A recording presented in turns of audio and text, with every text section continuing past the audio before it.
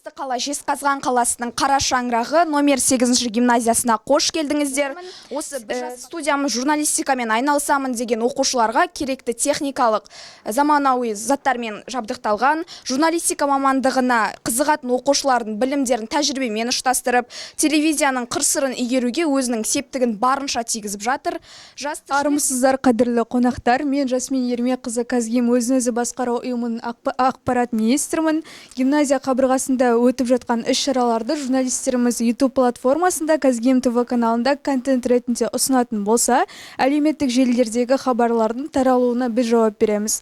Республикалық Абай күні, тілдер мерекесі, республика күні және волонтерлар күні ақын жазушылардың мерейтойларына арналған челленджерге белсене қатысамыз. Казгим ТВ YouTube каналында, әлеуметтік желілерде, Facebook, TikTok, Instagram парақшаларында жариялап отырамыз.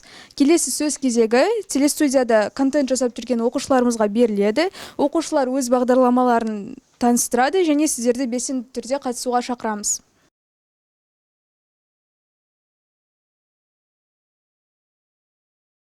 Жезқазған қаласындағы номер 8 гимназиясында 2023 жыл ақпан айында ашылған телестудияның бір жылдығы екен.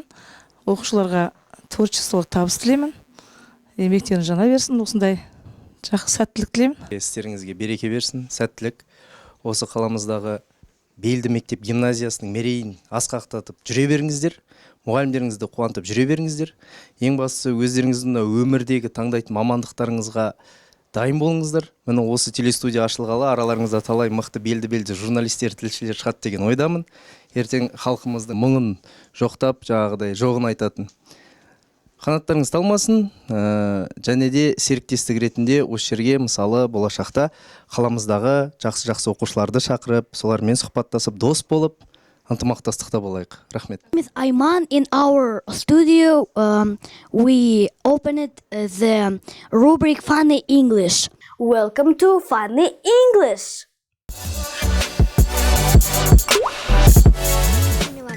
Менің жүргізетін бағдарламам әдебиет әлемі.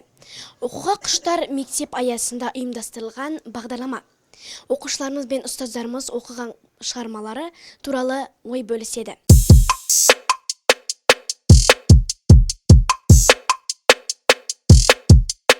Сіз кітап оқисыз ба? Қандай кітап оқисыз? Мен өте ұнатам кітап оқығанды. Әр айда мен өзім үшін жаңа кітап ашамын. Қазіргі кезде мен оқып жатқан кітабым Стив Ковидің «7 навыков успешных людей». Қазақ тілі әдебиет пәнінің мұғалімі ретінде Адам Мекебаевтың «Жеркіндегендегі апат» деген кітабын, Сәбит Мұқановтың «Өмір мектебін», көп нәрсе үлгі оқушыларға қаншама қазақ халқының басынан қандай қиындықтар өтті, сол бәрі оңайшылықпен келмегендігін көп дүниені білуге болады, және жетім қалған баланың қандай біз танитын Сәбит Мұқанов деңгейіне дейін көтерілу бүкіл этаптарын сол кітаптан білуге болады.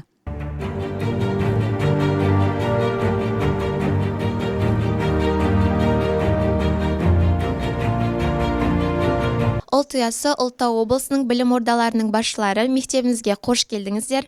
Мен Қазыбай Аружан Жанболатқызы, Казгим жаңалықтарының дикторы әрі репортермын. Бүгінгі іс-шара туралы репортажды сіздермен бірге жасасақ. Армысыздар, көз қарақты көрермен. Бүгін гимназиямызда білім беру жүйесіндегі үздіксіз даму атты іс-шара өтіп жатыр. Кездесуге Ұлытау облысының білім ордаларының басшылары келді. Кездесуге келген қонақтарымыздан сұхбат алсақ.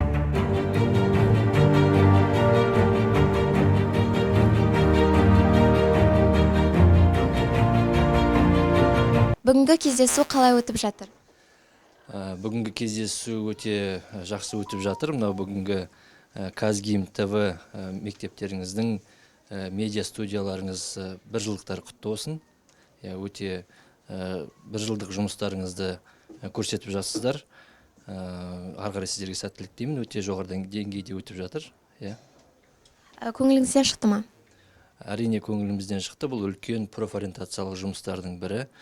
Бұл жерден енді үлкен сондай мамандар шығады деп ойлаймыз. Біздің телевидение саласына өзінің үлесін қосатын, еліміздің атын шығаратын сондай бір журналистер шығады деген біз үміттеміз.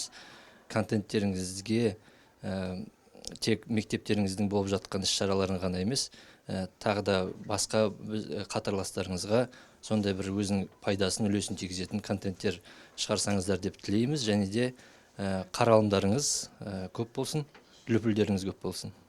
Ойға түйерлік не алдыңыз?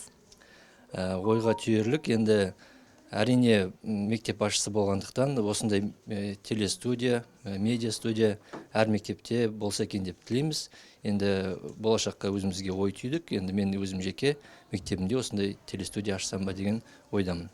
Сұхбатыңызға рахмет. Біздің бағдарламаның бас кейіпкері бұл Шамшы Береке, 8-ші Ә сынып оқушысы. STEM тәсілін пайдаланып, Ермек Саздан ол өз қолымен шығарма кейіпкерлерін жасайды. Стоп-моушн форматы арқылы кейіпкерлерді сөйлетіп, мультфильм жасайды.